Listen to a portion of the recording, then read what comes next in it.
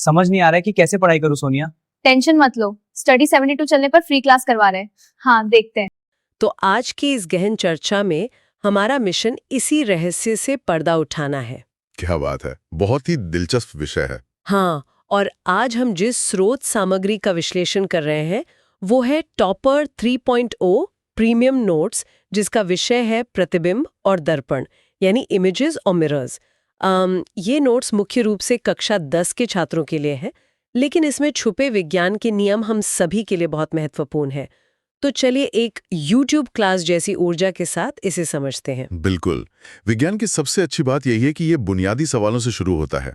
तो दर्पण की बात करने से पहले ये समझना जरूरी है कि दर्पण में जो दिखता है वो प्रतिबिंब आखिर है क्या। तो अगर हम इन नोट्स की स्लाइड 2 को देखें, जहां प्रतिबिंब की परिभाषा का चित्र दिया गया है, इसमें एक प्रकाश स्रोत दिखाया गया है, बिल्कुल एक चमकते हुए बल्ब जैसा। हाँ, चित्र में बहुत स्पष्ट है।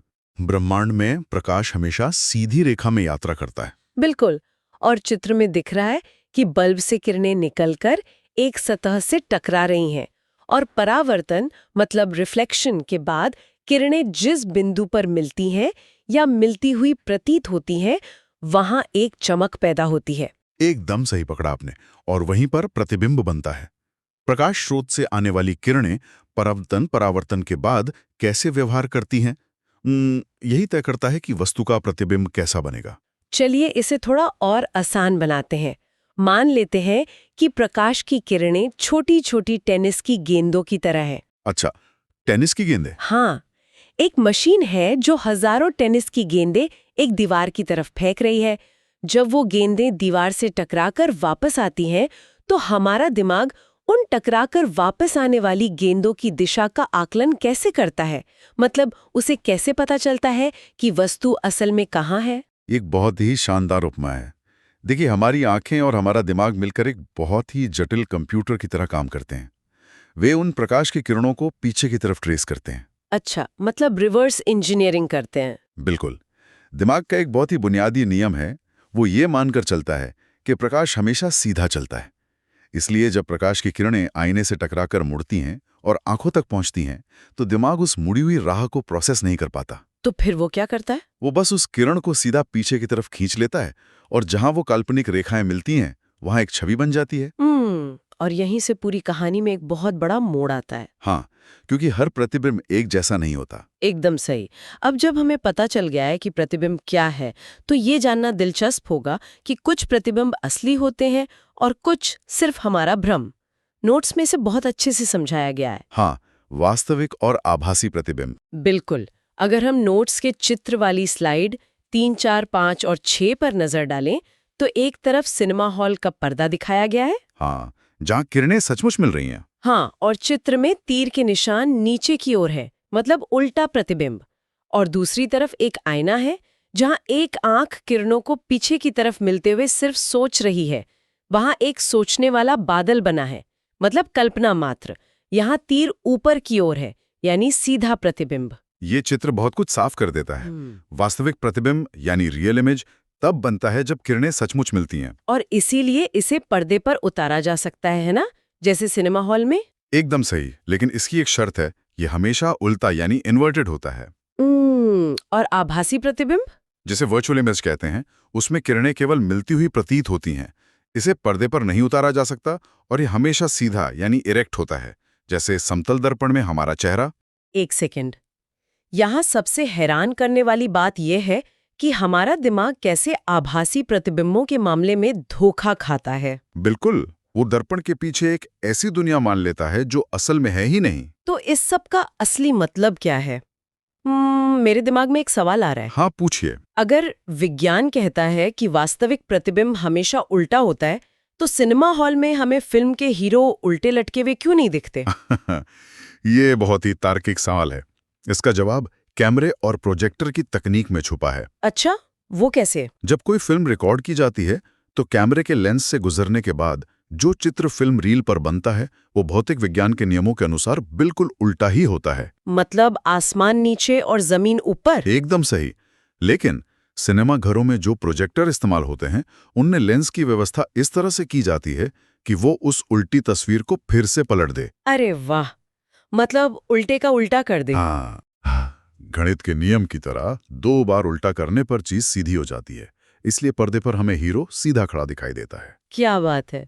हमने सीधे और उल्टे प्रतिबिंब की बात की, तो अब ये समझना जरूरी है कि चीजें उल्टी कितने तरीकों से हो सकती हैं। ये बहुत ही मजेदार विषय है, इन्वर्जन। हाँ, नोट्स में इन्वर्जन वाले ग्राफिक जो स्लाइड 7 पर है, उसका बहुत ही स्पष्ट रूप से वर्णन किया गया है।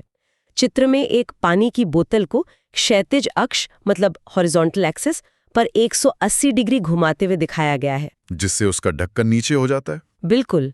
और दूसरी तरफ अंग्रेजी के अक्षर आर को उदग्र अक्ष यानी वर्टिकल एक्सिस पर 180 डिग्री घुमाया गया है। जिससे उसका दाहिना भाग बायां और बायां भाग दाहिना हो गया है। तो विज्ञान इसे कैसे समझाता है? इसे ऐसे समझिए, जब बोतल ऊपर से नीचे पलटी तो उसे वे परिवर्तन या वर्टिकल इन्वर्जन कहते हैं। इसमें ऊपर का भाग नीचे हो जाता है। और अक्षर आर के साथ जो हुआ, उसे पार्श्व परिवर्तन या लैटरल इन्वर्जन कहते हैं। इसमें दायां हिस्सा बायां बन जाता है। अगर हम इसे व्यापक संदर्भ में देखें तो इसका एक बहुत ही व्यावहारिक उदाहरण है। एम्बुलेंस वाला उदाहरण। बिल्कुल। एम्बुलेंस के सामने एम्बुलेंस शब्द हमेशा अजीब तरीके से यानी पार्श्व रूप से उल्टा लिखा होता है, ताकि आगे चलने वाली गाड़ी के आईने में वो सीधा दिखाई दे, है ना? एकदम सही, ताकि ड्राइवर बिना समय बर्बाद किए रास्ता दे सके। ये बहुत ही स्मार्ट अनुप्रयोग है। लेकिन मेरे पास एक बहुत ही रोचक भौतिक पहेली है। अच्छा, बताइए। ऐसा क्यों होता है कि हमारा सामान्य शीशा हमें सिर्फ दाएं से बाएं यानी पार्श्व रूप से उल्टा करता है, लेकिन कभी भी ऊपर से नीचे यानी विपर परिवर्तन नहीं करता? अरे, ये तो बहुत ही गहरा सवाल है। बड़े बड़े लोग इसमें चकरा जाते हैं। आईने को कैसे पता चलता है कि दायां बायां क्या है और ऊपर नीचे क्या है? इसका जवाब बेहद चौंकाने वाला है। सच्चाई ये है कि आईना चीजों को दाएं से बाएं उल्टा करता ही नहीं है। एक सेकंड, ये कैसे संभव है? जब कोई आईने के सामने अपना दायां हाथ उठाता है तो प्रतिबिंब में दिखने वाला इंसान अपना बायां हाथ उठाता है। ये तो दायां बायां बदलना ही हुआ ना? यहीं पर हमारा दिमाग हमें चकमा देता है। आईना असल में चीजों को दाएं से बाएं नहीं बल्कि आगे से पीछे यानी फ्रंट टू बैक उल्टा करता है। इसे जेड एक्सिस इन्वर्जन कहते हैं। जेड एक्सिस इन्वर्जन मतलब गहराई को पलट देता है। बिल्कुल। अगर कोई इंसान आईने की तरफ उंगली दिखाता है तो उसका प्रतिबिंब भी उसी की तरफ इशारा करता है। आईने ने गहराई को पलट दिया है। जो हिस्सा आईने के सबसे करीब है, प्रतिबिंब में भी वही हिस्सा सबसे करीब होगा। तो फिर हमें दायां बायां उल्टा क्यों लगता है? क्योंकि हमारा शरीर सममित यानी सिमेट्रिकल होता है। हमारा दिमाग उस प्रतिबिंब को एक दूसरे इंसान के रूप में प्रोसेस करता है जो सामने खड़ा है। दिमाग सोचता है कि अगर कोई असली इंसान मेरी तरफ मुंह करके खड़ा होता तो उसका दायां हाथ मेरा बायां होता। अरे वाह! हाँ, तो जब आप दायां हाथ उठाते हैं, प्रतिबिंब भी वही हाथ उठाता है। हाथ ने अपनी दिशा नहीं बदली, बस आपका दिमाग उसे बायां हाथ मान लेता है। ये पूरी तरह से हमारे दिमाग की मैपिंग का नतीजा है। ये सच में पूरी धारणा को हिला देने वाला तथ्य है। हमने प्रतिबिंब और उसके उल्टे होने के नियम तो जान लिए, लेकिन ये सब जादू जिस सतह पर हो रहा है यानी दर्पण, वो असल में क्या है? हाँ, दर्पण की बनावट समझना भी बहुत जरूरी है। अगर हम स्लाइड 8 को देखें, जहां दर्पण क्या है वाला चित्र है, इसमें एक 3D मॉडल दिखाया गया है जिसकी 3 परतें हैं। बिल्कुल, एक एक परत को खोलकर समझाया गया है। चित्र में सबसे आगे चिकना कांच है, बीच में चांदी का लेप है और सबसे पीछे पेंट लगा है। दर्पण की वैज्ञानिक परिभाषा बहुत सरल है।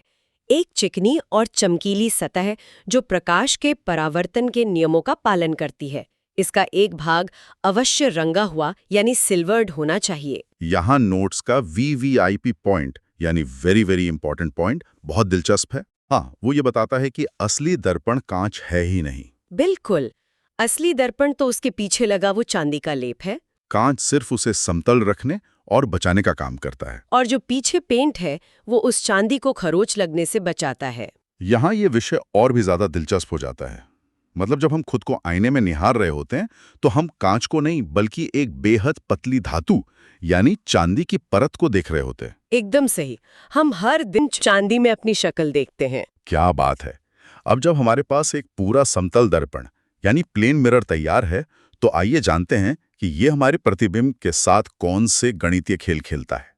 समतल दर्पण के गणितीय नियम बहुत ही सटीक होते हैं। हाँ, अगर हम स्लाइड 9 से 13 तक के चित्रों का आंखों देखा हाल सुनाएं, तो वहां एक सुनहरे रंग का 3D व्यक्ति यानी गोल्डन मैन आईने के सामने खड़ा है। और चित्र में नापकर दिखाया गया है कि व्यक्ति और आईने के बीच की दूरी और आईने के अंदर प्रतिबिंब की दूरी एकदम बराबर है। बिल्कुल।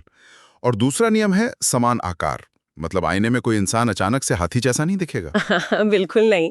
और तीसरा नियम हम पहले ही जान चुके हैं कि प्रतिबिंब हमेशा सीधा और आभासी होता है। लेकिन सबसे मजेदार है वेग का नियम, यानी स्पीड रूल। हाँ, स्लाइड में एक दौड़ते हुए व्यक्ति का चित्र है जहां V से 2V लिखा है।